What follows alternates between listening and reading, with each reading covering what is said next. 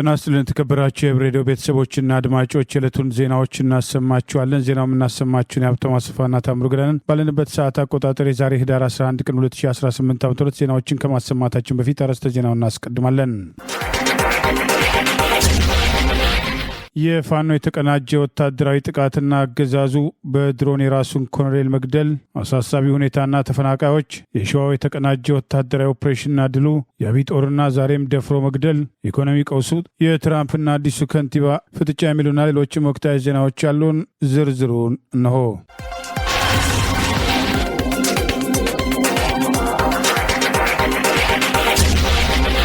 የምስራቅ አማራ ኮር 1ና ኮር 2 የምኒልክ እዝ ልዩ ዘመቻ አሃዶች በጥምረት ባደረጉት ተጋድሎ ራያ ግንባር ላይ ትልቅ ድል አስመዘገቡ። አገዛዙ በድሮን ጥቃት በዘመቻ አርበኛ አደማሊ የተማረከውን ኮሎኔል ጨምሮ ሰላማዊ ሰዎች ላይ ጉዳት አደረሰ። ዓለም አቀፉ ቀይ መስቀል ምርኮኞችን እንዲረከብ የአማራ ፋኖ ብሔራዊ ኃይል ምስራቅ አማራ ቀጠና ምኒልክ እዝ ጥሪ አቅርበዋል። የአማራ ፋኖ ብሔራዊ ኃይል ምስራቅ አማራ ቀጠና ምኒልክ እዝ ይፋ እንዳደረገው የፋሽስቱ አገዛዝ ብልጽግና ሰራዊት በራያ ቆቦ በጮቢ ግንባርና ተኩለሽ ግንባር በበርካታ እግረኛ ሰራዊት በቅርቡ ባስገባቸው ቻይና ሰራሽ ኦራል ላይ በተጠመዱ 155 ሚሜ መድፎች ቢኤም ብረት ለበሶች ዙ 23 ታግዞ ከህዳር 9 ቀን 2018 ጀምሮ እስከ ትላንት ህዳር 10 ቀን 2018 ዓ.ም ምሽት ድረስ ለሁለት ቀናት ያገዛዙ ስልጣን አስጠባቂ ጦር በከባድ መሳሪያ ታግዞ የከፈተውን ጥቃት በማክሸፍ የምስራቅ አማራ ኮር 1 ኮር 2 እና የምኒልክ እዝ ልዩ ዘመቻ አሃዶች በጥምረት ባደረጉት ተጋድሎ ራያ ግንባር ላይ ትልቅ ድል ማስመዝገባቸውን ዛሬ ህዳር 11 ቀን 2018 የአማራ ፋኖ ብሔራዊ ኃይል ምስራቅ አማራ ቀጠና ባወጣው ተጨማሪ መረጃ ገልጿል። የፋሽስቱ አገዛዝ ብልጽግና ሰራዊት በራያ ቆቦ በጮቢ ግንባርና ተኩለሽ ግንባር በበርካታ እግረኛ ሰራዊት በቅርቡ ባስገባቸው ቻይና ሰራሽ ኦራል ላይ በተጠመዱ 155 ሚሜ መድፎች ቢኤም ብረት ለበሶች ዙ 23 ታግዞ ከህዳር 9 ቀን 2018 ከቀኑ 9 ሰዓት ጀምሮ እስከ ትላንት ህዳር 10 ቀን 2018 ምሽት ድረስ የሰነዘረውን ጥቃት በማክሸፍ የምስራቅ አማራ ኮር 1 ኮር 2 እና የምኒልክ እዝ ልዩ ዘመቻ አሃዶች በጥምረት ባደረጉት ተጋድሎ ራያ ግንባር ላይ ድል መቀዳጀታቸውን ዛሬ ህዳር 11 ቀን 2018 ባወጣው መረጃ ገልጿል። በዚህ ተጋድሎ የምስራቅ አማራ ኮር 1 አሃዶች አውጃኖ ክፍለ ጦር፣ አሳምነው ክፍለ ጦር ሁለተኛና አምስተኛ ሻለቆችና ከኮር 2 ዲቢና ወርቄ እንዲሁም የእዙ ልዩ ዘመቻ በጥምረት ባደረጉት ብርቱ ትንቅንቅ ጠላት ላይ ከባድ ሰብአዊና ቁሳዊ ኪሳራ በማድረስ ቀጠናቸውን በማስከበር ታላቅ ድል መጎናጸፋቸውን አስታውቋል። ከባድ ሽንፈት የገጠመው የፋሽስቱ አገዛዝ ሰራዊት የገጠር መንደሮችና ታዳጊ ከተሞች ላይ ከባድ መሳሪያ በውር ድንብር በመተኮስ በሰው ሕይወት ላይ የሞትና የአካል ጉዳት ያደረሰ ሲሆን ቁጥራቸው ቀላል የማይባል እንስሳቶችን መጨፍጨፉንም የአማራ ፋኖ ብሔራዊ ኃይል ምስራቅ አማራ ቀጠና ምኒልክ እዝ ዛሬ ህዳር 11 ቀን 2018 ባወጣው በዚሁ መረጃ አስታውቋል። ይህ በእንዲህ እንዳለ የአብይ አህመድ አገዛዝ በዘመቻ አርበኛ አደማሊ በተማረኩ ምርኮኞች ላይ ዛሬ የድሮን ጥቃት መፈጸሙን የአማራ ፋኖ ብሔራዊ ኃይል ምስራቅ አማራ ቀጠና ምኒልክ እዝ ዛሬ ህዳር 11 ቀን 2018 ባወጣው መረጃ አስታወቀ። ፋሽስቱ የብልጽግና አገዛዝ የምስራቅ አማራ ቀጠና ሰሜን ወሎ ዞን ቡግና ወረዳ ዙሪያ በፈጸመው ተደጋጋሚ የድሮን ጥቃት በዘመቻ አባናደው አርበኛ አደማሊ የተማረከውን የ12ኛ ክፍለ ጦር ምክትል አዛዥ ኮሎኔል ዘሪሁን ማሙየን ጨምሮ በርካታ ምርኮኞችን ሲሞቱ በርከት ያሉት ላይ ከባድ ጉዳት ማድረሱን አስታውቋል። ፋሽስቱ የብልጽግና አገዛዝ ትላንት ህዳር 10 ቀን 2018 ቡግና ወረዳ ቋሮ 2 ጊዜ ብርኳኳ 1 ጊዜና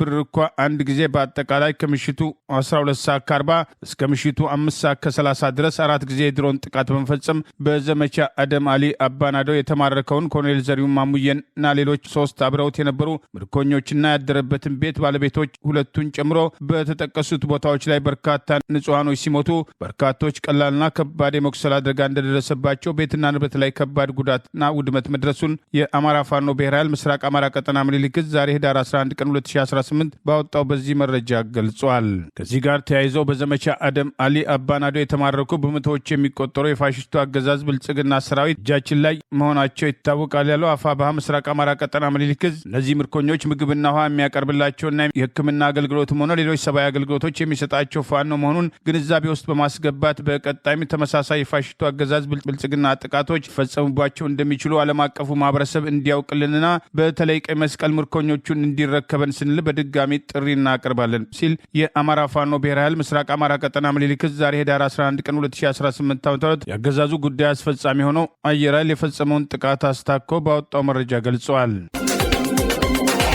በአዲስ አበባ ከተማ ውስጥ የሞቱ ዶሮዎችን በማረድ በመበለትና በማሸግም ለተለያዩ ሱቆችና ሆቴሎች ለማከፋፈል ሲዘጋጁ ነበሩ የተባለ ተጠርጣሪዎች በቁጥጥር ስር መዋላቸው ተገለጸ። በመዲናይቱም ሾላ ገበያም ተብሎ በሚታወቀው አካባቢ የሞቱ ዶሮዎችን ልክ እንደ ጤነኛ ዶሮዎች በማረድና በማሸግም ለተለያዩ ሱቆችና ሆቴሎች ለማከፋፈል ሲዘጋጁ ነበር የተባለ ለጊዜው ቁጥራቸው ያልተገለጸ ተጠርጣሪዎችን በቁጥጥር ስር መዋላቸውን የመዲናይቱ የአስተዳደር ደንብ ማስከበር ባለስልጣን አስታውቋል። የካ ክፍለ ከተማ ወረዳም 8 ደንብ ማስከበር ጽፈት ቤትም ከሰላም ጸጥታ ጽፈት ቤትና ከአዲስ አበባ ፖሊስ ጋር ባካሄዱት የተቀናጀም ክትትል ተጠርጣሪዎቹ የሞቱ ዶሮችን ልክ በህይወትም እንደነበሩ ዶሮች በማስመሰል በማረድ በመበለትና በማሸግ ለጊዜው ቁጥራቸውና ስማቸው ላልተገለጸ ሱቆችና ሆቴሎች ለማከፋፈል ሲዘጋጁ እጅ ከፍንጅ ተይዘዋልም ተብሏል። እንደ አስተዳደሩ ደንብ ማስከበር ባለስልጣን መረጃ ታርዶ ተበልቶ ለመታሸግ የተዘጋጀ 42 ታሽጎ ለተቀባይ ሱቆችና ሆቴሎች ሊላኩ ነበር የተባሉ 100 የታሸጉ ዶሮች በቁጥጥር ስር መዋላቸው ታውቋል። ዳቦና እንጀራ በሸቀጣሸቀጦች መደብር ውስጥ እንዳይሸጡ አዲስ መመሪያ በወጣባት አዲስ አበባ ከተማ ውስጥ በተለያዩ ጊዜም ቀይ አፈርን ከበርበሬ፣ የእንጨት ፍቅፋቂ ወይም ሰጋቱራን ከጤፍ ዱቄት፣ ሙዝን ከቅቤ፣ የተበከለ የዘይትም ተረፈ ምርቶችን ዳግም በመጭመቅ ከዘይት ጋር በመቀላቀል ጊዜያቸው ያለፈባቸው መድኃኒቶችን እንደ አዲስ አድርገው በማቅረብ የበርካታ ሸማቾችን ህይወትም አደጋ ላይ የሚጥሉ ስግብግብ አጭበርባሪዎች መከሰታቸው አይዘነጋም። የህጉ መላላትና የአመራሮችም ቁርጠኝነት ያለመሆን ወንጀሎችም መልካቸውን እየቀየሩ እንዲቀጥሉ ማድረጉን በርካታዎች በቁጭት ይገልጻሉ።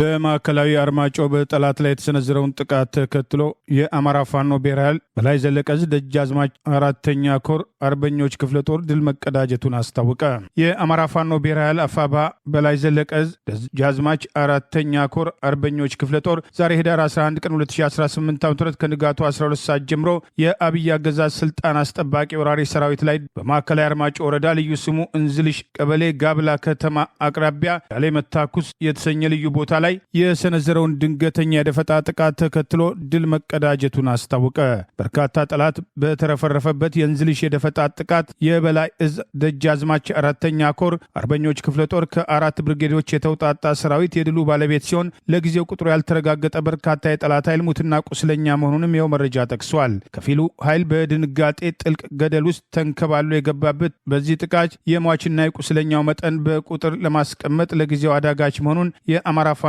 ብሔራዊ ኃይል ሰሜን አማራ ቀጠና በላይ ዘለቀ ዕዝ ዛሬ ህዳር 11 ቀን 2018 ባወጣው በዚሁ መረጃ ገልጿል። በእንዝልሽ ግንባር የተመታው ጠላት ተልኮ የከሸፈ ቢሆንም በ5 አቅጣጫ ተጨማሪ ሰራዊት ገፍቶ በማስገባት ሞራሉን ለማካካስ ሙከራ ያደረገ ቢሆንም እንዳልተሳካለት በማዕከላዊ አርማጭሆ ወረዳ ከማሰሮ ደንብ ከተማ ውጪ በደጃዝማች ሆር ተጠርጎ ቀደም ሲል ፈርጥጦ የነበረ ኃይል እንደነበር ይኸው መረጃ አስታውሷል። ይህ በእንዲህ እንዳለ ከ10 በላይ ጠላት ኃይል በ109ኛ ኮር 99ኛ ክፍለ ጦር ጥምር ኃይል መደምሰሱን የአማራ ፋኖ ብሔራዊ ኃይል ምዕራብ አማራ ቀጠና ቴዎድሮስ ዕዝ ባወጣው ተጨማሪ መረጃ ገልጿል። የፋሽስቱ አብይ አህመድ አገዛዝ ስልጣን አስጠባቂ ሰራዊት ማቻከል ወረዳ ግራ ቅዳም ላይ በቴዎድሮስ ዕዝ 109ኛ ኮር ጥምር ጦር በደረሰበት ጥቃት ከ10 በላይ ጠላት መደምሰሱን ዛሬ ህዳር 11 ቀን 2018 ባወጣው በዚሁ መረጃ ገልጿል። በትላንትናው ዕለት በነበረው በዚሁ ውጊያ ጠላት ጫናውን መቋቋም አቅቶት ከመርጠሎ ማርያም፣ ከግንደ ወይን፣ ከፈለገ ብርሃን ከ3 ወረዳ ተጨማሪ ኃይል አሰባስቦ ቢያስገባም በክንደ ነበልባሎች 109ኛ ኮር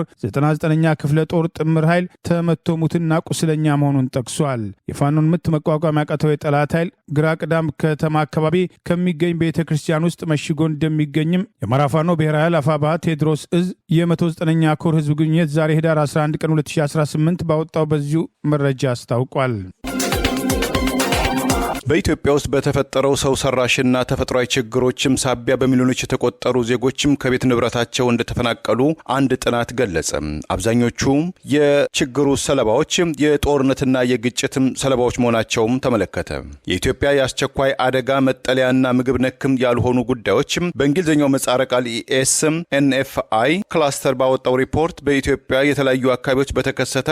ጦርነት፣ ግጭት፣ ጎርፍና የመሬት መንቀጥቀጥ በሚሊዮኖች የሚቆጠሩ ወገኖች ከቤት ንብረታቸው ተፈናቅለው በአስቸኳይ እርዳታ ተመጽዋችነት ተዳርገዋል ብሏል። የሶማሊያና የትግራይ ክልል 35 ከመቶ በላይ የተፈናቃዮች ቁጥርን የሸፈኑ ሲሆን የትግራይ ክልል ከመሬት መንቀጥቀጥ ጋር በተያያዘ ኦሮሚያ ክልል ወደ 13 ከመቶ በጸጥታ መደፍረስና በጎርፍም ሳቢያም በርካታ ዜጎች ተፈናቅለውበታልም ተብሏል። ደቡብ ኢትዮጵያ፣ አማራ ክልል እና ቤንሻንጉል ጉሙዝ ክልሎች 10 ከመቶ በላይ የመፈናቀል አደጋ ያጋጠማቸው መሆኑን የገለጸው ሪፖርቱ ለችግሩ ዋነኛ መንስኤው የሰላም እጦት፣ የማህበራዊ ውጥረትና ዜጎች ከቦታ ወደ ቦታ በነጻ እንዳይንቀሳቀሱ መደረጋቸው መሆኑን አመልክቷል። የአፋር ክልል እንደዚሁ ከጸጥታ እጦትና ከመሬት መንቀጥቀጥ ጋር በተያያዘ 5 ከመቶ የዜጎች መፈናቀል ችግር እንዳጋጠመው በሪፖርቱ ላይ ተመልክቷል። በኢትዮጵያ ውስጥ ለሰላማዊ ዜጎች መፈናቀል ዋነኛ ምክንያት የሆነው በተለያዩ አካባቢዎች የተፈጠረው ጦርነትና ግጭትም ተጠቃሽ ሲሆን በሶማሊያ ክልል ሸበሌ ዞንና በምዕራብ ጉጂ የተከሰተው የጎርፍ አደጋም በሁለተኛ ደረጃም፣ በትግራይና በአፋር ክልሎች የተከሰተው የመሬት መንቀጥቀጥም በሶስተኛ ደረጃም ተጠቃሾች መሆናቸውን የገለጸው ሪፖርት ይህንን ሰው ሰራሽና ተፈጥሯዊ ችግሮችን ለመቀልበስም አፋጣኝና የተቀናጀ ግብረ መልስ ያስፈልጋል በማለትም ምክረ ሐሳቡን ሰጥቷል። እንደ ዓለም አቀፉ የስደተኞች ተመላሽ ተቋም በእንግሊዝኛው ምህጻረ ቃል IOM መረጃ በኢትዮጵያ ውስጥ ከ3 ሚሊዮን በላይ ዜጎች ከቀያቸው የተፈናቀሉ ሲሆን ከግማሽ በላይ ወይም 69 ከመቶ ያህሉ የጦርነት ሰለባዎች መሆናቸው በሪፖርቱ ላይ ተመላክቷል። የአማራ ፋኖ ብሔራዊ ደቡብ አማራ ቀጠና አሳምነው ዕዝና አፋድ ሸዋ ጠቅላይ ግዛት ዕዝ በተቀናጀ መንገድ አገዛዙ ላይ ወሰዱትን ወታደራዊ እርምጃ ተከትሎ ድል መቀዳጀታቸው ተገለጸ። የአብይ አገዛዝ ስልጣን አስጠባቂ ወራሪ ሰራዊት ከአጣዬ ኤፌሶን ከተማ ወጣ ብላ በምትገኘው በርግቢ ቀበሌ ካምፕ አድርጎ በመገመት በአካባቢው ሕዝብ ላይ ወንዶችን እየደበደበና አስሮ ገንዘብ እየጠየቀ ሴቶችን ደግሞ አስገድሎ እየደፈረ እንደሆነ በቅርቡ አሳውቆ የነበረው የአማራ ፋኖ ብሔራዊ ደቡብ አማራ ቀጠና ዛሬ በተቀናጀ መንገድ በጠላት ላይ በወሰዱት እርምጃ ድል መቀዳጀታቸውን አስታውቋል። ግቢ መሽጎ ለወራት ህዝብን ሲዘርፍና ሲያሰቃይ የቆየው የአብይ አገዛዝ ስልጣን አስጠባቂ ወራሪ ሰራዊት 103ኛ አየር ወለድ ክፍለ ጦር ላይ የአማራ ፋኖ ብሔራዊ ደቡብ አማራ ቀጠና አሳምነው ዕዝና ሸዋ ጠቅላይ ግዛት ዕዝ በጥምር በተቀናጀ መንገድ በወሰዱት ጥቃት ጠላት ያላሰበው ሰብአዊና ቁሳዊ ኪሳራ ማስተናገዱን አፋባሃ ደቡብ አማራ ቀጠና አሳምነው ዕዝ ዛሬ ህዳር 11 ቀን 2018 ይፋ ባደረገው መረጃ ገልጿል። የአማራ ፋኖ ብሔራዊ ደቡብ አማራ ቀጠና አሳምነው ዕዝ አጼ ዘርዓ ያዕቆብ አንድ ኮር፣ አጼ ይኩኖ አምላክ ክፍለ ጦርና የሰባ ለሰባ ክፍለ ጦር እንዲሁም የአማራ ፋኖ ሸዋ ጠቅላይ ግዛት ዕዝ ከአጼ አምደ ጽዮን ኮር ራምቦ ክፍለ ጦርና 7 ለሰባ ክፍለ ጦር በተውጣጡ ሻለቆች ዛሬ ህዳር 11 ቀን 2018 ዓ.ም ከንጋቱ 11 ሰዓት ጀምሮ በወረዳው ላይ በአይነቱ ለየት ያለ በአራት አቅጣጫ በተካሄደው የተቀናጀ ኦፕሬሽን የአገዛዙ ስልጣን አስጠባቂ ሰራዊት ከፍተኛ ሰብአዊና ቁሳዊ ኪሳራ ያስተናገደ ሲሆን በጥምረት በተወሰደው እርምጃ ድል መቀዳጀታቸውን አስታውቋል። ለአስጨራሽ በሆነው አውደ ውጊያ በአመጃ ገብርኤል፣ በበርግቢ ውሃ ታንከርና በቴሌ ታወር አካባቢዎች በተካሄደው በዚህ ታላቅ ተጋድሎ የፋኖ ሰራዊት በተቀናጀና በተናበበ መንገድ የጠላትን አከርካሪ መስበር መቻሉንም ገልጿል። በዚህ አውደ ውጊያ አማራ ፋኖ ትግል የአንድነት ኃይል የታየበት የአጼ ዘርዓ ያዕቆብ አንድ ኮር የሰባ ለሰባ ክፍለ ጦር ደመላሽ ሻለቃ በሰራምባ ቴሌ ታወር፣ በካራ ለጎማ በተርተር አካባቢዎች እንዲሁም የአጼ ዘርዓ ያዕቆብ አንድ ኮር አጼ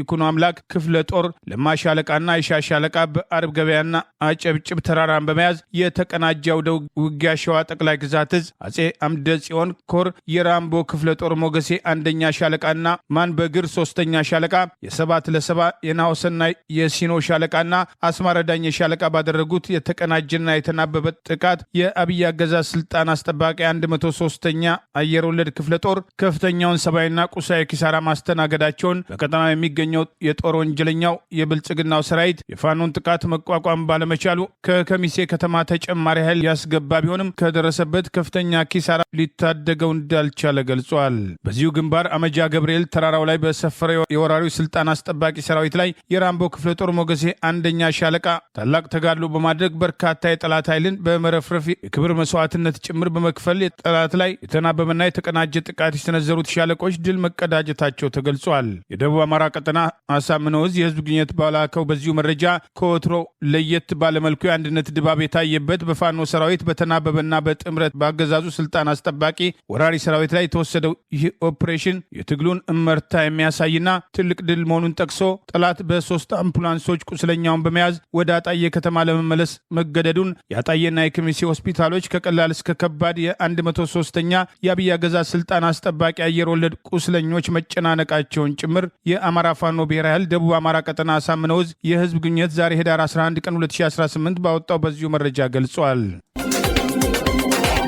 በዘመቻ ጌትነት መሳፍንት በጠላት ላይ ከፍተኛ ድል መቀዳጀቱን የአማራ ፋኖ ብሔራዊ ኃይል ሰሜን አማራ ቀጠና በላይ ዘለቀ ዕዝ አስታወቀ። ከ180 በላይ ጠላት ሙትና ቁስለኛ መሆኑን ገልጿል። የአማራ ፋኖ ብሔራዊ ኃይል ሰሜን አማራ ቀጠና በላይ ዘለቀ ዕዝ ዛሬ ህዳር 11 ቀን 2018 ዓ.ም ይፋ ባደረገው መረጃ በቅርቡ ለአማራ ህዝብ ሲል በተሰዋው በአርበኛ ጌትነት መሳፍንት ስም በተሰየመው ዘመቻ ጌትነት መሳፍንት ከ72 ሰዓታት በላይ በተለያዩ ግንባሮች እያደረገ ያለውን ውጊያ ተከትሎ በጠላት ላይ ከፍተኛ ድል መቀዳጀቱን ከ180 በላይ ጠላት ሙትና ቁስለኛ መሆኑን አስታወቀ። አፋብኃ ሰሜን አማራ ቀጠና ባወጣው በዚሁ መረጃ ከ72 ሰዓታት በላይ ባስቆጠረው የሰሜን ጎንደር ቀጠና ውጊያ የራስ አሞራው ውብነህና የአባድፈን መስፍን ልጆች በተለያዩ ግንባሮች አስደናቂ ድል በመጎናጸፍ ውጊያውን በበላይነት መቆጣጠራቸውን ዘመቻ አርበኛ ጌትነት መሳፍንት በጠላት ላይ ከፍተኛ ድል የተቀዳጁበት መሆኑን አስታውቋል። ጀግናው አርበኛ ጌትነት መሳፍንት ህልፈት ተከትሎ የቀጠናው ተዋጊ ሞራል ተናክቶልኛል በሚል ስሌት ከአራት አቅጣጫ ወደ ዳባት ወረዳ አጅሬ ጃኖራ ያመራው የጡት ቆራጩና ሴት ደፋሪው የአብይ አህመድ ስልጣን አስጠባቂ ግሪሳ በራስ አሞራው 3ኛ ኮር ሰራዊታችን በቆላማ ወገራ ጠገዴና አርማጮ እንዲሁም ዛሪማና ቦዛ አዋሳኝ መሬቶች እንደበረዶ ቀልጦ ቀርቷል በማለት የአፋብኃ ሰሜን አማራ ቀጠና በላይ ዘለቀ ዕዝ የህዝብ ግንኙነት ኃላፊ አርበኛ ዮሐንስ ንጉሱ ባወጣው በዚሁ መረጃ አስታውቋል። በተለያዩ አቅጣጫዎች ተከታትሎ የመጣው ጠላት አራቡር ቀበሌ አቦ ገዳም ምርጠጭ ጸበልና ወይራ ጊዮርጊስ 79ና 13 ቁጥር በመባል የሚታወቁ ልዩ ቦታዎች ላይ ከ30 በላይ በዚህ ግንባር ብቻ የጠላት ኃይል ሲደመሰስ 23 መቁሰሉን፣ 2 ወታደራዊ ተሽከርካሪዎች ከጥቅም ውጭ መደረጋቸውን፣ ቀሪው ወደ ዳባት ለመፈርጠጥ መገደዱን አስታውቋል። በደባርቅ አቅራቢያ ጥራይና ላይ በነበረው ውጊያ ጥቃት የደረሰበት የጠላት ኃይል ለጊዜው በውል ቁጥሩ ያልታወቀ ቢሆንም ከፍተኛ ሰብአዊና ቁሳዊ ኪሳራ ያስተናገደ ሲሆን የፋኖን ምት መቋቋም ያቃተው ኃይል የቀረ ኃይሉን ይዞ ወደ ደባርቅ ለመፈርጠጥ መገደዱን ገልጿል። አጅሬ ወንበርዬ ሚካኤል፣ አይረፈዳ ማርያምና መድኃኔ ዓለምና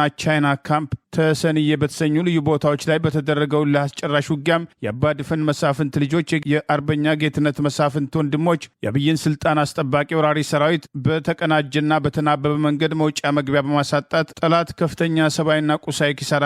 ያስተናገደበት ሽንፈት እንደደረሰበት ገልጿል። በርከት ባሉ ግንባሮች ላለመማረክ የሞት ሽረት ለመዋጋት የሞከረው የጠላት ኃይል በመጨረሻ ከፍተኛ ሰብአዊ ኪሳራ ማስተናገዱን፣ ከፊሉ ቆስሎ ሲማረክ ቀሪው ሸሽቶ ለማምለጥ ጥረት እያደረገ እንደሚገኝ አስታውቋል። አርበኛ ጀግናው ጌትነት መሳፍንት በወደቀበት አጅሬ ከ65 በላይ ጠላት ኃይል ሲደመሰስ ከ70 በላይ መቁሰሉንም ይኸው መረጃ አስታውቋል። 3ኛ ቀኑን ያስቆጠረው የቀጠናው ፍልሚያ ተሳታፊዎች የራስ አሞራው ውብነህ 3ኛ ኮር ድብ ጠለምት ቻይና ብርጌድ፣ ጭና አጅሬ ብርጌድ፣ ጭና በአርበኛ መለሰ ተሾመ የሚመራ ብርጌድ፣ ሰሜን አምባራስ ድፈን ብርጌድና በአበይ ልጅ ዓለም ብርጌድ ሲሆኑ አያሌው ብሩ አረደጃን ብርጌድን ጨምሮ የወራሪውን ጥቃት ለመቋቋም ነዋሪው ህዝብ ጭምር የተሳተፈበት ሰፊ ቀጠና የሸፈነ ፍልሚያ በድምሩ ከ180 በላይ የአብይ አገዛዝ ስልጣን አስጠባቂ ኃይል ሙትና ቁስለኛ በማድረግ ከጥቅም ውጭ ማድረግ የተቻለበት ከፍተኛ ድል መቀዳጀቱን አስታውቋል። መታሰቢያነቱ በአርበኛ ጌትነት መሳፍንት ስም እንዲሆን በታወጀው በዚሁ ዘመቻ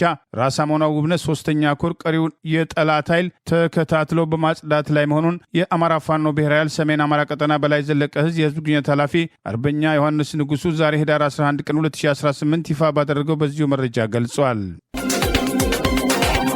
የትግራይ ክልል ጊዜያዊ አስተዳደር ባጋጠመው ከፍተኛ የበጀት እጥረት ምክንያት አዲሱን የፌዴራል ሰርቪስ የደሞዝ ጭማሪ ሙሉ በሙሉ መተግበር አለመቻሉን ገለጸ። የክልሉ እቅድ ኮሚኒኬሽን ለመገናኛ ብዙሃን እንደገለጸው ባለፈው ነሐሴ የፌዴራል ባለስልጣናት ከመስከረም 2018 ዓ.ም ጀምሮ ተግባራዊ የሚደረግ የሲቪል ሰርቪስ ደሞዝን ማሻሻያ ማጽደቁን ተከትሎ በዚሁ አዲሱ ማሻሻያ መሰረት የመጀመሪያ ዲግሪ ያላቸው ተቀጣሪዎች ወርሃዊ ደሞዛቸው ከ6940 ብር ወደ 11500 ብር ከፍ እንዲል፣ ዝቅተኛ ደሞዝን እርከን ከ4760 ብር ወደ 6000 ብር ከፍ ያለም ሲሆን ከፍተኛው ደሞዝ እርከን ከ21492 ብር ወደ 39000 ብር ከፍ ማለቱን መዘገባችን ይታወሳል። ይሁን እንጂ የትግራይ ክልል ጊዜያዊ አስተዳደር እቅድ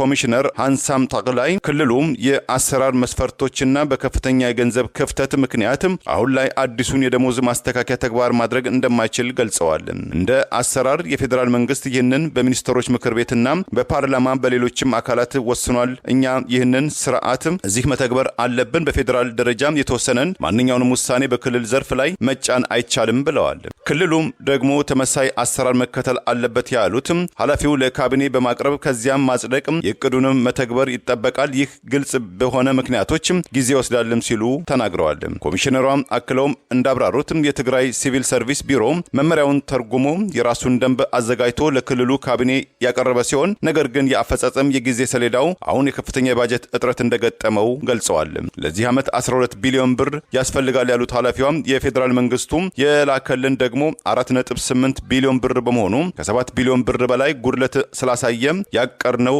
በሚቀጥሉት 2 ወራት መፍትሄ ለመስጠት ነው። የ2 ወር የደሞዝ ጭማሪ ለማድረግ ውሳኔም ተላልፏልም ብለዋል። ሀንሳም የክልሉን ከጦርነት በኋላ ያለውን ነባራዊ ሁኔታ ከግምት ውስጥ በማስገባት የፌዴራል መንግስቱ ለጊዜ አስተዳደሩ ተጨማሪ የገንዘብ ድጋፍ እንዲያደርግ ያሳሰቡ ሲሆን ነገር ግን ዘላቂ መፍትሄዎችም የትግራይ የራሷን የገቢ ምንጮች በማጠናከር ላይ የተመሰረተ መሆኗን አጽንኦት ሊሰጠው ይገባልም ብለዋል። የትግራይ ክልል አስተዳደር በውስጡም ገቢ ላይ ከመሰረትም የተሻለ ምርጫ የለውም ያሉት ኃላፊዋም በትግራይ ያለው የወርቅ ማዕድን በአግባቡ ጥቅም ላይ ቢውል ትግራይ ከራሷም ተጠቃሚ ብትሆን ተገቢውን የግብር እና የሮያሊቲ መጠን ብትሰበስብ የምንጠቀምበት በጀትም በጥፍ ያሳደገው ነበርም ብለዋል። አዲሱን የደሞዝ ማስተካከያ ወጪም ያለ ተጨማሪ የፌዴራል መንግስቱ ድጋፍም ክልሉ መሸከም እንደማይችልም ኮሚሽነሯም አጽንኦት በመስጠትም ጥሪ አቅርበዋል።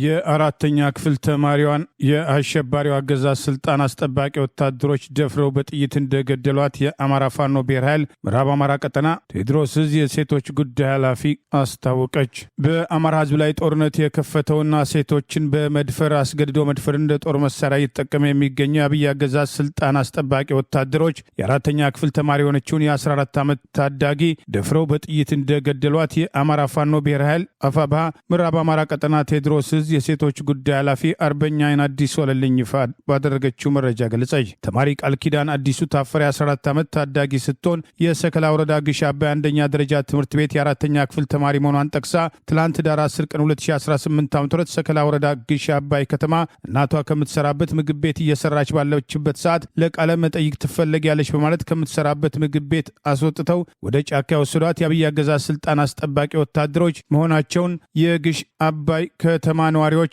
ለጊዮን ሻለቃ መረጃ መስጠታቸውን ጭምር ጠቅሳለች። አሸባሪው ኃይል ተማሪ ቃል ኪዳንን ወደ ጫካው ከወሰዳት በኋላ አሽኳር በር ከተባለ ቦታ ላይ በቡድን በመድፈር መረጃው እንዳያወጣ በ3 ጥይት በመምታትና የተለያዩ የሰውነት አካሏን በጩቤ በመውጋት በአሰቃቂ ሁኔታ ገድለዋታል በማለት ገልጻለች። አረመኔ ብልጽግና አገዛዝ ባለበት ቦታ ሁሉ ለህዝባችን ሲኦል ሆኗል። ሴቶች በጅምላ ይደፈራሉ፣ ዛቻና ማስፈራሪያ ይደርስባቸዋል። ለመውጣት ለመግባት በሰቀቀን ነው። ወጣቶች በአደባባይ ይገደላሉ፣ ይታሰራሉ፣ አዛውንቶች ይረሸናሉ፣ ነፍሰ ጡሮች ይገደላሉ በማለት የተፈጸመውን ግፍ በተመለከተ በሰጠችው አስተያየት ገልጻለች። ይህንን ለህፃናትና ለሴቶች የማይራራ ለህዝባችን ጸር የሆነውን የተበላሸ አረመኔያዊ ስርዓት በቶሎ አሸንፈን ህዝባችን ነጻ ማውጣት የሁላችን ኃላፊነት ነውና ከምንጊዜውም በላይ መበርታት ይኖርብናል በማለት አርበኛ አይን አዲሱ ወለልኝ የአማራ ፋኖ ብሔራዊ ኃይል ምዕራብ አማራ ቀጠና ቴዎድሮስ ዕዝ የሴቶች ጉዳይ ኃላፊ የግፍ ግድያውን አስታኮ ጥሪዋን አቅርባለች። ይህ በእንዲህ እንዳለ ትላንት ዓለም አቀፉ መገናኛ ብዙሃን ቢቢሲ በአማራ ህዝብ ላይ የተከፈተውን ጦርነት ተከትሎ በሺ የሚቆጠሩ ሴቶች ከ8 ዓመት ታዳጊ እስከ 65 ዓመት ዕድሜ ያላቸው አዛውንት ድረስ በአገዛዙ ስልጣን አስጠባቂ ወታደሮች ተገደው መደፈራቸውና ጥቃት ሰለባ መሆናቸውን የገለጸ ሲሆን በአማራ ክልል ከሚገኙ 43 ጤና ጣቢያዎችና ሕክምና ምንጮች በተገኘው በዚሁ መረጃ ከሐምሌ 18 ቀን 2015 ዓ.ም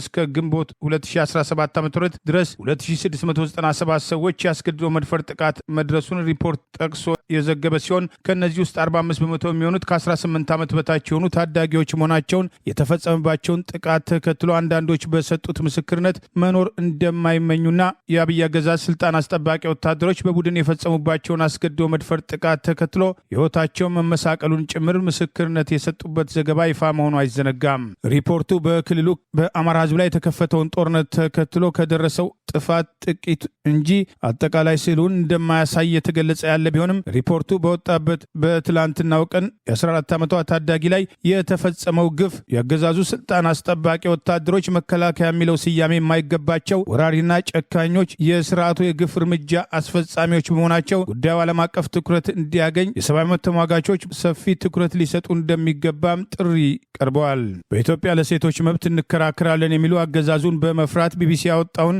በአማራ ሴቶች ላይ አስገድዶ መድፈርን እንደ ጦር መሳሪያ የሚጠቀመው አገዛዝ ስልጣን አስጠባቂ ወታደሮች የፈጸሙትን ወንጀል በተመለከተ ዛሬም ድረስ ዝምታ መምረጣቸው በወቀሳ እየተነሳ ይገኛል። በኢትዮጵያ ውስጥ የሴቶች ንጽህና መጠበቂያ ቁሶችም እጥረት መከሰቱም ተገለጸም። የፋብሪካዎችም ኪሳራና የስግብግብ ነጋዴዎችም ከእጥረቱ ጀርባም አሉ ተባለ። በኢትዮጵያ ውስጥ የሚገኙ ለሴቶች እህቶች የንጽህና መጠበቂያ የሚውሉ ቁሶችን የሚያመርቱ ፋብሪካዎች ትርፋማነታቸው በመመናመኑና ወጪያቸው በመበራከቱ በተቃራኒው ትርፋቸው እየተመናመነ በመምጣቱ የንጽህና መጠበቂያ ቁሶች እጥረት መከሰቱ ተገልጿል። በኢትዮጵያ የሴቶች ጉዳይ ሚኒስቴር የሴቶች መብት ጥበቃና ምላሽም ሰጪ ክፍል ዋና ስራ አስኪያጅም ዘካሪያስም ደሳለኝ ለመገናኛ ብዙሃን እንደገለጹት በርካታ የሴቶች የንጽህና መጠበቂያ ፋብሪካዎች ከገበያ ውጪ በመሆናቸው የተፈጠረው የንጽህና መጠበቂያ የአቅርቦት እጥረትን ለመከላከል በአዲስ አበባ ከሚገኘው የፈረንሳይ ኤምባሲና የፈረንሳይ የልማት ተቋም በእንግሊዝኛው ኤኤፍዲ ጋር በመተባበር ኮሚቴ በማቋቋም የሴቶች የንጽህና መጠበቂያ ተጠቃሚዎችን ፍላጎት ለማርካትም ጥረት እየተካሄደ ነው ብለዋል። ከፋብሪካዎች የምርት አቅርቦት እጥረት በተጨማሪም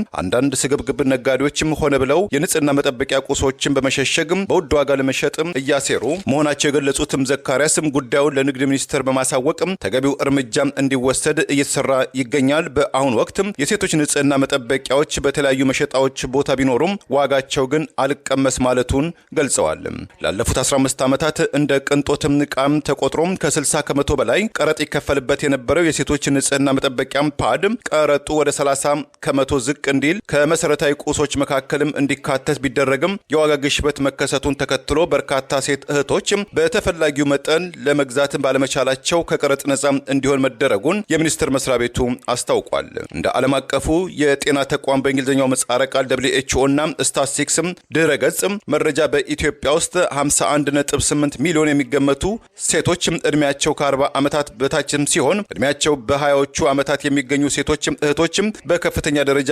የሚገኙበት አገር መሆኗን መረጃው ገልጿል።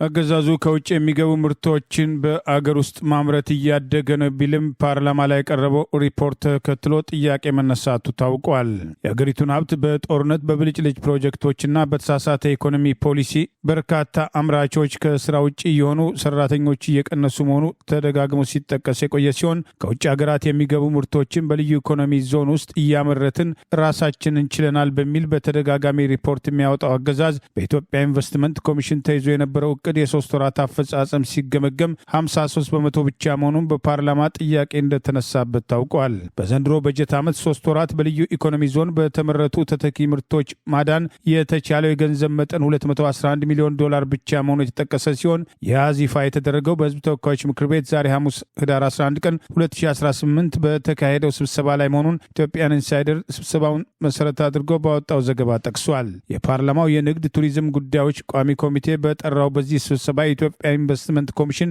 የሶስት ወራት የስራ አፈጻጸሙን አቀረበ ሲሆን የኮሚሽኑ ምክትል ኮሚሽነር የሆኑት ዳጋቶ ኩምቤል ለቋሚ ኮሚቴው ባቀረቡት ሪፖርት በልዩ ኢኮኖሚ ዘርፍ ከሚመረቱ ተኪ ምርቶች በሩብ ዓመት ለማዳን ታቅዶ የነበረው $400 ሚሊዮን እንደነበር ጠቅሰው የኢንዱስትሪ ሚኒስቴር ባለፈው ሰኞ ለፓርላማ ባቀረበው ሪፖርት በበጀት ዓመቱ የመጀመሪያ 3 ወራት ጊዜ ውስጥ የሀገር ውስጥ አምራች ኢንዱስትሪዎች $1.035 ቢሊዮን ዋጋ ያላቸው ተኪ ምርቶችን ማምረታቸውን አስታውቀው የነበረ ቢሆንም ኢንዱስትሪዎቹ ያዳኑት ገንዘብ ከ2 ዓመት በፊት ተመሳሳይ ወቅት ጋር ከነበረው ጋር ሲነጻጸር ከ2 እጥፍ በላይ ነው ተብሎ እንደነበርና በዘንድሮ በጀት ዓመት የመጀመሪያዎቹ 3 ወራት ውስጥ በልዩ ኢኮኖሚ ዞን የሚገኙ ኢንዱስትሪዎች ወደ ውጪ ከላኳቸው ምርቶች የተገኘው የገንዘብ መጠን ካለፈው ዓመት ተመሳሳይ ጊዜ በጥፍ የላቀ መሆኑ በዛሬው ስብሰባ ላይ የተገለጸ ቢሆንም ከተጨባጭ እውነታው ጋር የሚጣረስ መሆኑ ተገልጿል። በሩብ ዓመቱ ከልዩ ኢኮኖሚ ዞን ኤክስፖርት ከተደረጉ ምርቶች ተገኘ የተባለው የገንዘብ መጠን $49.8 ሚሊዮን መሆኑን አቶ ዳጋቶ የገለጹ የገለጹ ሲሆን ይህ ስኬት ሊመዘገብ የቻለው አሜሪካ ለኢትዮጵያ ሰጥታ የነበረው ምርቶችን ከቀረጥ ነጻ ለመላክ የሚያስችል መብት አጎዋ ማቆሟን ለማካካስ በተወሰደ እርምጃ መሆኑን ምክትል ኮሚሽነሩ መናገሩን ዘገባው ጠቁሟል። አሜሪካ ኢትዮጵያን ከአጎዋ ተጠቃሚነት በጥቅምት 2014 ዓ.ም የሰረዘችው የአብይ አገዛዝ ከህወሓት ጋር በገባበት የትግራይ ክልል ጦርነት ወቅት በዓለም አቀፍ ደረጃ እውቅና ያላቸው ሰብአዊ መብቶችን በመተላለፍ ከፍተኛ ጥሰት ፈጽሟል በሚል ሲሆን ከአጎዋ የንግድ ተጠቃሚነት መቆም በኋላ የኤክስፖርት መቀዛቀስ ታይቶ እንደነበር አቶ ዳጋቶ በዛሬው ማብራሪያ ላይ መናገሩን ይኸው ዘገባ ጠቅሷል። የፓርላማው የንግድና ቱሪዝም ጉዳዮች ቋሚ ኮሚቴ በመጀመሪያው ሩብ ዓመት በተኪ ምርቶች ለማዳን የታቀደው የገንዘብ መጠን ካፈጻጸሙ ጋር ሲነጻጸር ዝቅተኛ የሆነበት ምክንያት ምን እንደሆነ ጥያቄ ማቅረባቸውን የጠቀሰው የዘገባ በቀጣይ የተሻለ ውጤት ለማምጣት በኮሚሽኑ በኩል ምን እየተሰራ እንደሆነ መጠየቃቸውም ተገልጸዋል። የኮሚሽኑ ምክትል ኮሚሽነር የቀድሞ የወላይታ ዞን አስተዳዳሪ ዳጋቶ ኩምቢ የዚህ ዓመት እቅድ ስናቅድ ተኪ ምርት ላይ ሊሳተፉ የሚችሉ ድርጅቶች የመለየት ስራ ሰርተን ነው ወደ ስራ የገባነው። ድርጅቶቹን ለይተናል። በየትኛው ዘርፍ ላይ ለመሳተፍ እንደሚገባ ዘርፎችን ከለየን በኋላ ከድርጅቶች ጋር ቁጭ ብለን ውይይት አድርገናል። ይሄ በድርጅት የታቀደ ነው ሲል መናገሩን ጠቅሷል። የአብይ አገዛዝ የሚከተለውን የጦርነት ፖሊሲ ተከትሎ የሀገሪቱ ኢኮኖሚ እየደቀቀ በርካታ አምራቾች ከውጭ ጥሬ ዕቃ ለማስገባት የውጭ ምንዛሪ እጥረትና ያሉ የቢሮክራሲ ጫናዎችን ተከትሎ ከገበያ እየወጡ አቅም ያላቸው ባለሀብቶች ጭምር አገር ጥለው እየሸሹ መሆኑ ተደጋግሞ ሲጠቀስ የቆየ ሲሆን በተቃራኒው የአገዛዙ ኢንዱስትሪ ሚኒስቴር ሊሰጣቸው የነበሩ መግለጫዎች ዛሬ ፓርላማ ከቀረበው ሪፖርት ጋር የማይጣጣሙ ከውጭ የሚገቡ ምርቶችን በራሳችን ምርት እየተካን ነው የሚለው ገለጻም በተጨባጭ የተራራቀ መሆኑን ሪፖርቱን መሰረት አድርጎ በግልጽ መረዳት አስችሏል። አብይ አህመድ የሀገሪቱን ሀብት በብልጭልጭ ፕሮጀክቶች በአማራ ሕዝብ ላይ የከፈተውን ጦርነት ጨምሮ ለወታደራዊ ቁሳቁስ ከፍተኛ ሀብት በማባከን የኢኮኖሚ ማሻሻያ የተባለው የሀገሪቱን ብር የመግዛት አቅም በከፍተኛ ደረጃ ያዳክመ፣ ዜጎችን በግብር ጫና በማንበርከክ በአነስተኛ ደረጃ ሰርተው ከራሳቸው አልፎ ቤተሰቦቻቸውን የሚጠቅሙ አነስተኛ ነጋዴዎችን ጭምር በግብር ጫና ከገበያ ውጭ እያደረገ ኢኮኖሚያዊ ቀውሱን አጠናክሮ መቀጠሉ ተደጋግሞ በቅሬታ ሲነሳ ቆይቷል። በቅርቡ በአሜሪካው በታዋቂው ሃርቫርድ ዩኒቨርሲቲ በተካሄደ አንድ ሃይማኖታዊ ክርክር ላይ የኢትዮጵያ ኦርቶዶክስ ተዋሕዶ አስተምሮትን በማንጸባረቅ በእምነቱ ተከታዮች ዘንድ ከፍተኛ አድናቆትን ያተረፈው ዲያቆን ምህረት መላኩ ዘመኑን የዋጀ አዲስ መጽሐፍ ለአንባቢዎች አቀረበ። በአሜሪካም ካሊፎርኒያ ግዛት በኢትዮጵያ ኦርቶዶክስ ተዋሕዶ ቤተክርስቲያን የድንግል ማርያም ካቴድራል የመንፈስም ፍሬ ውጤት የሆነው የሃርቫርዱ ዩኒቨርሲቲ ምሩቅ ዲያቆን ምህረት መላኩ ጥንታዊ እምነታችንን ማስከበር የኢትዮጵያ ኦርቶዶክስ ተዋሕዶ ቤተክርስቲያን ለኬንታክል ክርክር የሰጠችው ምላሽም ዲፌንዲንግ ዘ ኤንሸንት ፌዝ የተሰኘ 375 ገጽ ያለው መጽሐፉን በመጻፍም ለእምነቱ ተከታዮችና ለመንፈሳዊ ተመራማሪዎች እንሆም ብለዋል። ቅድስት ቤተክርስቲያን ከመጽሐፍ ቅዱስ በፊት የቅዱሳት መጽሐፍት አስተምሮት፣ የአምልኮት ስርዓት፣ ቤተክርስቲያንና መደበኛም ስልጣኗም ጥምቀትና የመስዋዕትነት ህይወት በኢትዮጵያ ኦርቶዶክስ ተዋሕዶ ቤተክርስቲያን ቅዱስም ቁርባን፣ ምስለ አድህኖም ክብር፣ የቅዱሳን ክብር በኢትዮጵያ ኦርቶዶክስ ተዋሕዶ አማኞችም አስተምሮትም ጨምሮ 12 ምዕራፎች የያዘው የዲያቆን ምህረት መላኩ አዲሱ መጽሐፍም ባለፈው ቅዳሜ በሎስ አንጀለስ ከተማ በምትገኘው በቅድስት ማርያም ቤተክርስቲያን በይፋም የተመረቀ ሲሆን በመቶዎች የተቆጠሩ የእምነቱ ተከታዮችና አህተ አብያተ ክርስቲያናት አባቶችም ተገኝተዋል። በርካታዎችም እግዚአብሔር ብላቴናውን ዲያቆን ምህረትን በመሳሪያነት በመጠቀም ከውስጥና ከውጪ በወጀብ እየተመታች የምትገኘው የኢትዮጵያ ኦርቶዶክስ ተዋሕዶ ቤተክርስቲያንን በዓለም አቀፍም መድረክም በተለይ ክህደትና መጠላለፍ በበዛበት በዚህ ፈታኝ ወቅትም ቤተክርስቲያኒቱ ትላንት ዛሬና ነገም የነበራትንና ያላትን አስተምሮቷን በአደባባይ እንድታስተምር እና እንድትሰብክም አዲሱም ትውልድ ስለ ቅዱሳን አባቶች ተጋድሎም ስለ ቤተክርስቲያኒቱ የማይናወጥ አስተምሮትም ጠንቅቀው እንዲያውቁ ፈጣሪ ዲያቆን ምህረትን በወጣት የወንጌል ሐዋርያነትም ተጠቅሞበታል በማለትም እግዚአብሔርን ስለ ሁሉም ነገርም አመስግነዋል። በእምነቱ ተከታዮች ጉትጎታ ማበረታታትና ጸሎትም ቀደም ሲል በ14 ዓመቱ መንፈሳዊ መጽሐፍም ለማሳተም የቻለው በ7 ወራት ውስጥ ባልሞላ ጊዜ ውስጥም ታላቅናም ጥልቅ የሆነው ሁለተኛ መጽሐፉን ለማሳተም የበቃው ወጣቱም ዲያቆን ምህረትም በቀጣይነትም በተለያዩ አካባቢዎች በመጓዝም ስለ አዲሱ መጽሐፉን በማስመረቅም ወጣቶች ወንድሞችና እህቶችን ያነቃቃልም ስለ እምነቱም ኦርቶዶክሳዊ አስተምሮትም ይሰብካልም ተብሎ ይጠበቃል። ባለፉት ጥቂት ወራት ውስጥ በቃላት ጦርነት ውስጥ የከረሙት የአሜሪካው ፕሬዝዳንት ዶናልድ ትራምፕና አዲሱ የኒውዮርክ ከተማም ተመራጭ ከንቲባም ዞህራን ማማዲኒ በነገው ዕለት አርብ በግንባር ሊገናኙ መሆኑን ዶናልድ ትራምፕም አረጋገጡ። ቅድመ ምርጫም ወጣቱ ሶሻሊስት ዞህራን የኒውዮርክ ከንቲባ ሆነው ከተመረጡ ለኒውዮርክ ግዛት የሚደረገው የፌዴራል ድጎማ ይቋረጣል የሚል ቀጭን ማስጠንቀቂያም ሰንዝረው የነበሩት ፕሬዚዳንት ትራምፕ የኒውዮርክ ከተማ ሕዝብ በአብላጫ ድምፅ ለዞህራን መስጠቱን አሜን በማለት በነገው ዕለት በዋሽንግተን ነጩ ቤተመንግስታቸው ሁለቱ ባለስልጣናትም እንደሚገናኙ ትራምፕ በማህበራዊ ትስስር ትሩዝ ገጻቸው ላይ አጋርተዋል። ፕሬዚዳንት ትራምፕ ወደ ቤተመንግስታቸው ሲጠሩትም ሊያሸማቅቆት አሊያም ወጥመዱ ውስጥ ሊከቶትም አያስመስሎትም ተብለው የተጠየቁት የ34 ዓመቱ የመጀመሪያው የእስያም ተወላጁ የኒውዮርክ ከተማ ከንቲባ ዞህራን ማማዲኒ ዛሬ ኒውዮርክ መሰብሰቢያ አዳራሽ ፊት ለፊት በሰጡት ጋዜጣዊ መግለጫ ዶናልድ ትራምፕ እኔን ከፖለቲካ ወጥመድ ውስጥም ሊከቱኝ አሲረዋል አላሴሩም የሚለው ጉዳይ አያሳስበኝም። የኔ ዋነኛ የዋሽንግተን ጉዞ የሚያጠነጥነው የከተማችን ችግሮችን እንዴት በጋራም እንቀርፋለን የሚለው ጉዳይ ነው ብለዋል። ከፕሬዚዳንት ትራምፕ ጋር የተለያዩ ልዩነቶች አለን ያሉት ተመራጩ ከንቲባ ዞህራን ከፕሬዚዳንቱ ጋር የምናደርጋቸው ውይይቶች በሙሉ እያንዳንዱ የኒውዮርክ ከተማ ነዋሪ በተለይ የሰራተኛው ማህበረሰብ ህይወቱ እንዴት ይሻሻላል የሚለው ጉዳይ ላይ ነው በማለትም ቁርጥ ያለ አቋማቸውን ገልጸዋል። በሚጽፏቸውና በሚናገሯቸው ነገሮች በአመዛኙ አወዛጋቢ የሚባሉት ፕሬዚዳንት ዶናልድ ትራምፕ በኡጋንዳ ውስጥ ከእስያም ዝርያ ወላጆቻቸው የተወለዱትን ማማዲኒን ቀደም ሲል የትውልድ ከተማዬ ኒውዮርክን እያፈራረሷት በመሆኑ እኚህም መጤ ኮሙኒስት ወደ መጡበት አገር አባራቸዋለሁ በማለትም መዛታቸው አይዘነጋም። በነገው ዕለት በዋሽንግተን በዋይት ሃውስም የሚገኙትም ተመራጩ ከንቲባ ዞህራን የኒውዮርክ ከተማ ህዝብ መልእክተኛ በመሆን እንጂ አዲስ የፖለቲካ ሹም ሆኜ አልቀርብም ሲሉም አስጠንቅቀዋል። ባለፈው ህዳር ወይም በፈረንጆቹ ኖቬምበር 5 2025 በተካሄደው ምርጫም ተቀናቃኛቸው አንድሪው ኮሞን 50.4 ለ41.6 ከመቶ በሆነ ውጤት ያሸነፉት ዞህራን በኒውዮርክም የከንቲባዎችም ታሪክም ከ1892 የአውሮፓ ቁጥጥር ጀምሮ ወዲህም የመጀመሪያው በእድሜ ታናሹ የመጀመሪያው ትውልደ ህንድና የመጀመሪያው የእስልምና ተከታይ ከንቲባ መሆናቸው ታውቋል። ለዛሬ ያሉን ዜናዎች እነዚህ ናቸው። ዜናውን ስታደምጡ ለቆያችሁ የህብር ሬዲዮ ቤተሰቦችና አድማጮች ምስጋናችን ድረሳችሁ። የህብር ሬዲዮ ኦፊሻል ዩቲዩብ ቻናላችንን ሰብስክራይብ ያላደረጋችሁ ሰብስክራይብ በማድረግ በተጨማሪም የደውል ምልክቱን በመጫን የህብር ሬዲዮ ቤተሰብ እንድትቀላቀሉ በአክብሮት እንጋብዛለን። እንደወትሮ ሁሉ የህብር ሬዲዮ ቤተሰቦች ፕሮግራሞቻችንን ላይክ በማድረግ ሼር በማድረግ አስተያየቶቻችሁን በመስጠት አብሮነታችሁን እንድትገልጹ በአክብሮት እንጠይቃለን። በድጋሚ እናመሰግናለን። ጤና ይስጥልን። ቸር እንቆይ።